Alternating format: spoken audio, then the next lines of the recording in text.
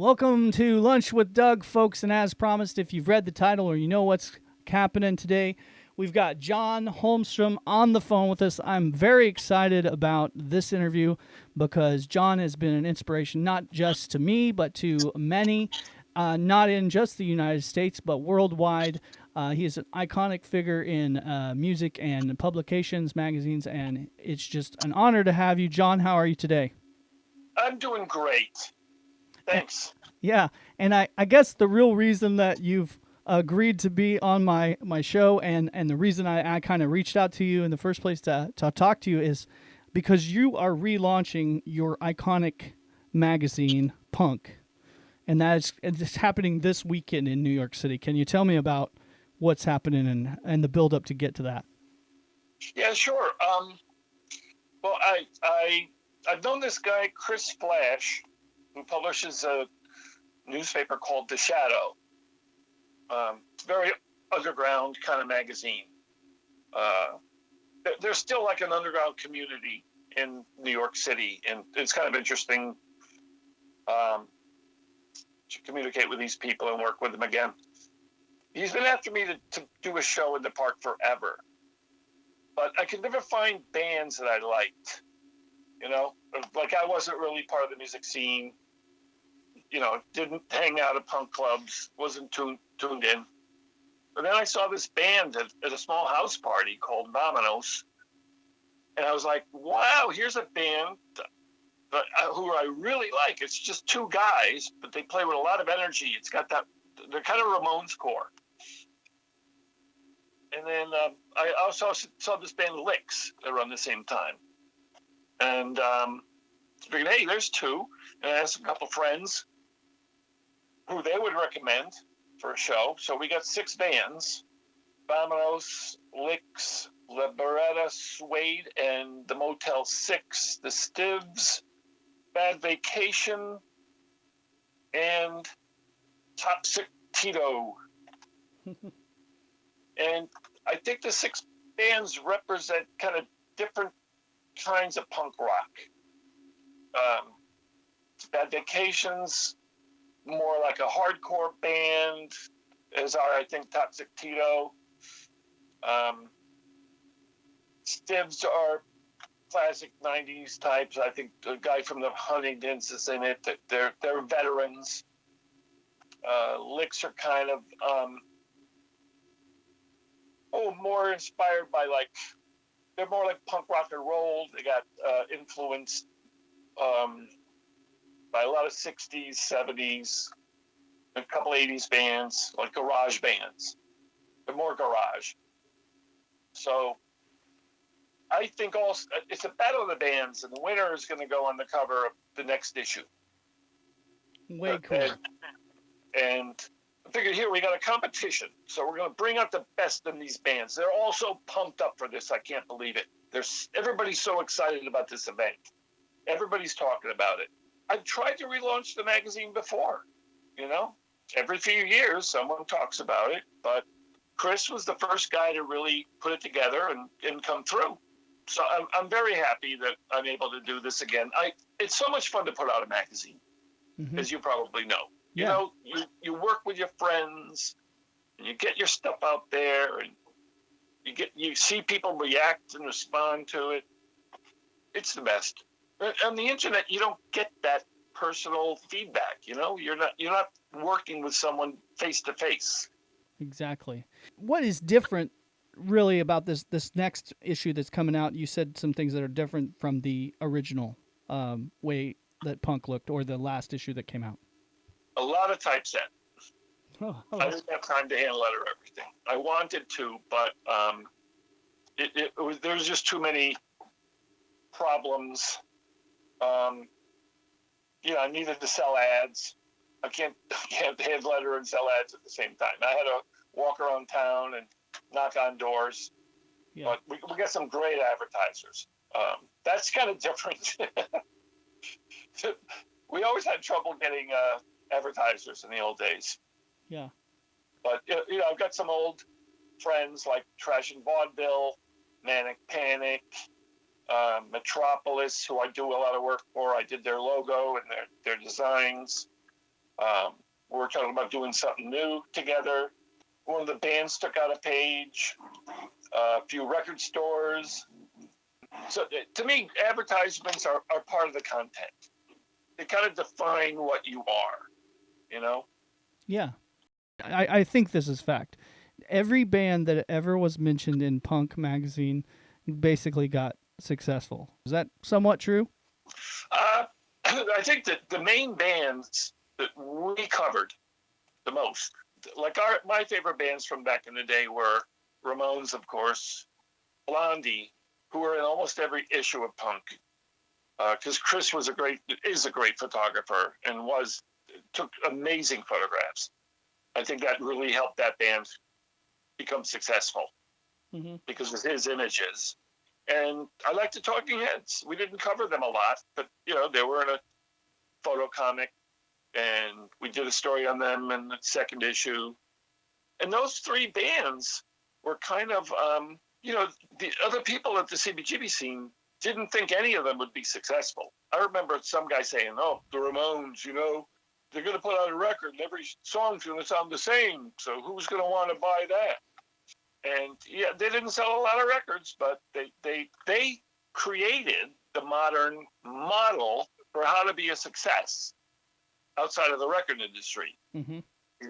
T-shirts. They made more money with T-shirts than anybody. They toured, and that's kind of like how punk rock bands get established. You got to play small clubs and sleep in a car, but you get your stuff out there, and sometimes you become successful, sometimes you don't.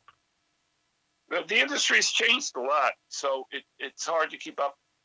I mean, these bands are getting so screwed with streaming. Mm-hmm. Yeah. Someone's making a lot of money off it, and it's not the musicians. When you got even Snoop Dogg complaining about the situation, Exactly. We made a comeback around 2006, 2007. I put a band called the Bullies on the cover, but they didn't benefit. But that was kind of a bad time because we couldn't find distribution. You got to be a little nuts to do this, If you're a practical person, you don't get involved in punk rock and publishing and.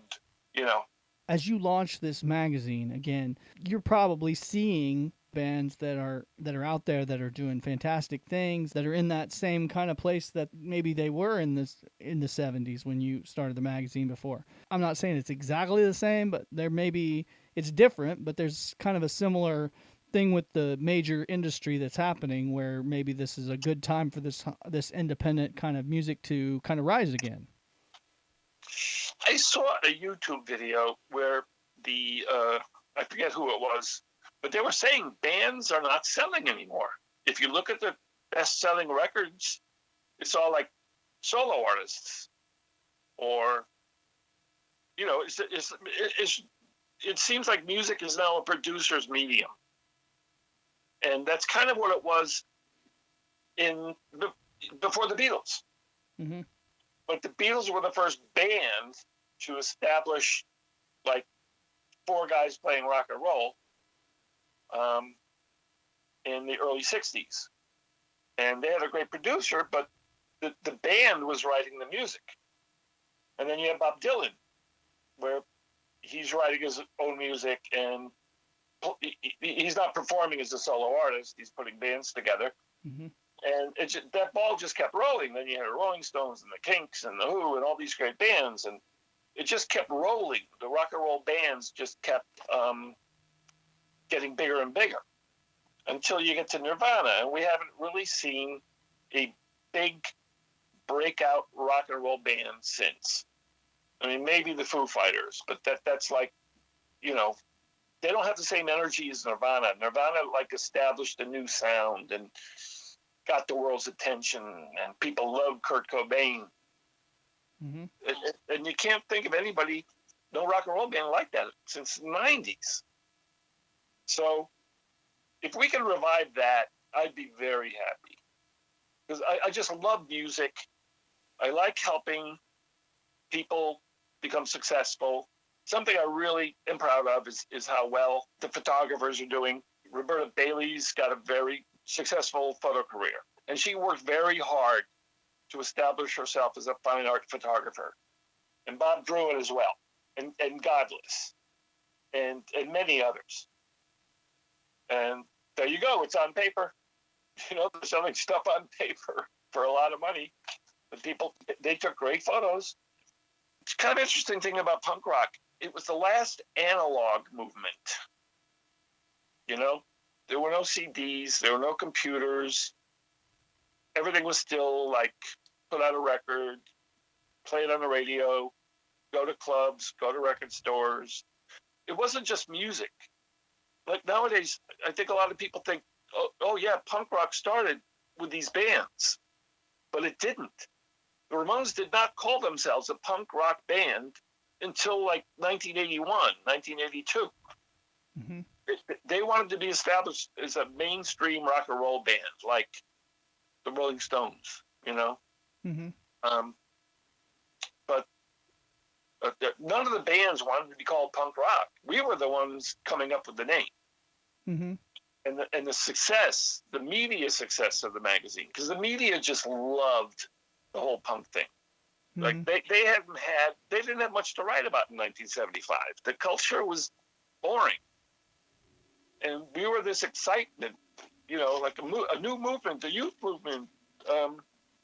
It's on the Bowery. Nobody goes to the Bowery. They're all going to Studio 54, but we were the, what were we called once? The idiot bastard son of the underground. Yeah. And a lot of people from the 60s underground really liked what we were doing because we had kind of a revolutionary attitude. Yeah. But we weren't revolutionary politically. But, putting out a hand-lettered magazine, writing about downtown and all that stuff, it was something new. Mm-hmm.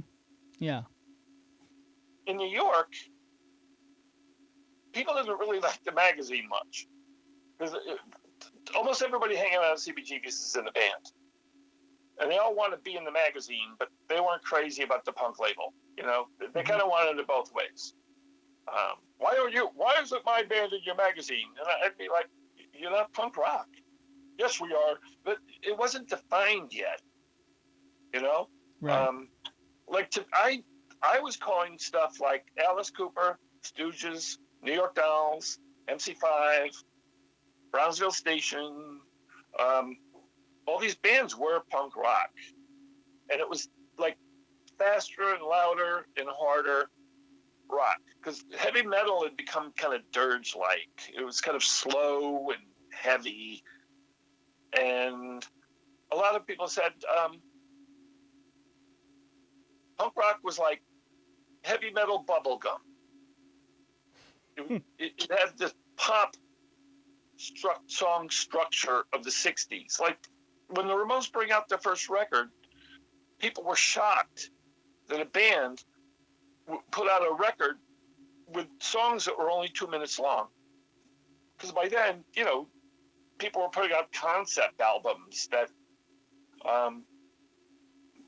double albums with one song would take up an entire album side, or longer. The whole double side would be like a whole, like one long song.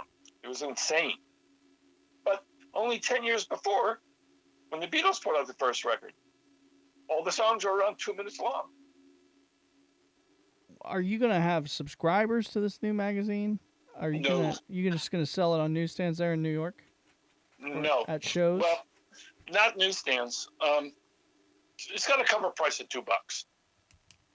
So we're doing 6,000 copies. I'm expecting to give away thousands. The bands each get a box, at least 100 more. I mean, this is like a giveaway. It's the magazine itself is more of a promotion than a product. Like Cream and Trouser Press, I think on the other route, where they're trying to sell on newsstands or sell subscriptions and they're putting out a deluxe product, they must have money behind them. I'm starting this with no money. Half the printing, and Chris Flash of The Shadow picked up the other half. He just wants a successful show, at Tompkins Square Park, and I'm giving him that, and he wants to do it every year, and I'm into that. So it's kind of break even because it's bringing in enough advertising to pay for everything, and I'm going to see what happens when the smoke clears. I'm hoping the show goes well. Now all of a sudden they're predicting some rain. That would be a bummer. It's hard to give out a magazine in the rain. It gets all wet. Yes. Yes. Yeah, water is the enemy of paper. For sure. Yeah, so, there's a possibility that there might be a tie at the battle. I don't know who's going to win. I think all 6 bands have a shot. How is it judged? Is it like crowd vote, judges? Crowd reaction will be the biggest determination. If there's one band that just kills, they're going to win. But, like one of our rules I just sent to the bands last night or early this morning is, if you're going to go over your time slot, you're disqualified. Because we got to end the show at exactly 6. We got to stay on schedule. So if the band decides they're so good, they're going to keep playing, they're out of the running. Mm-hmm. If the last band gets cheated out of their time, we'll have a playoff. How hard is it to do a show in the park there? Chris Splash handles all the details. He gets the permits. That's the first thing you got to have. He does the shows. He's been doing these shows every year for like decades. So he has tables. He has a stage that can be set up quickly. He has a few people with a PA. They handle the sound for a band called Rebel Matic.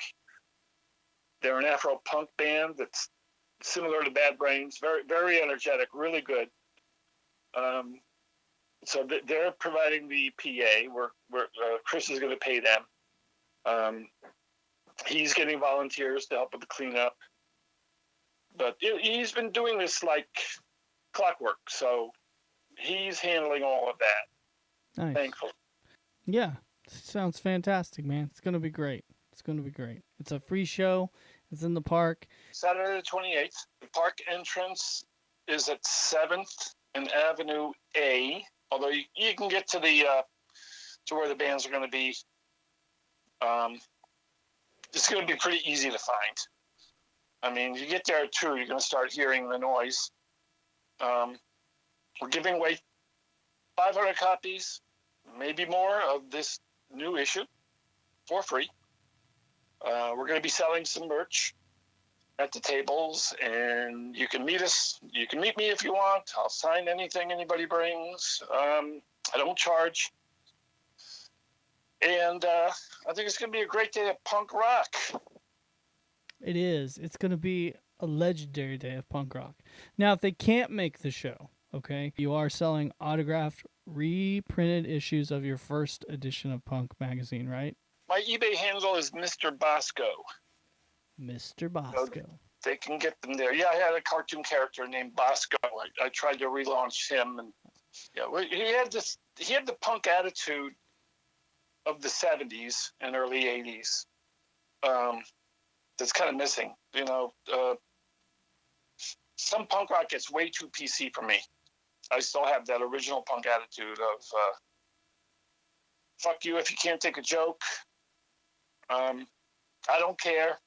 I don't care about what anybody else does. I just care about what I do. If you don't like it, fine, leave. If you don't, I think Alice Cooper said it on their first record. If you don't like us, just turn it off. I think that's a good place to be, especially right now and where things are. It's like it's not like you're being mean to anyone. You're just saying, hey, you don't like what's going on over here. There's a lot over there, right? Yeah. All right, guys.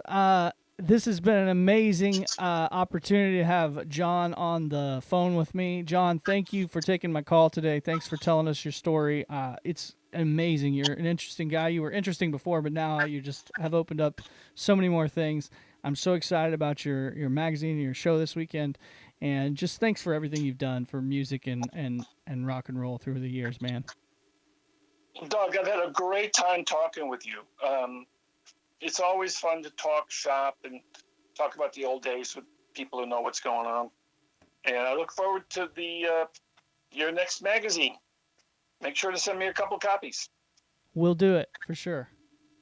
Great.